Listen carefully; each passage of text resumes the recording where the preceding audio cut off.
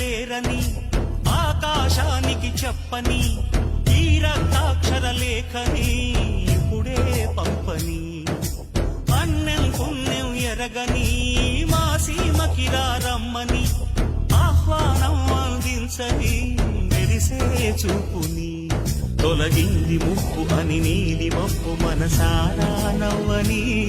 చిరుజల్లు ముంపు మన ముంగిలంత ముత్యాలే చల్లని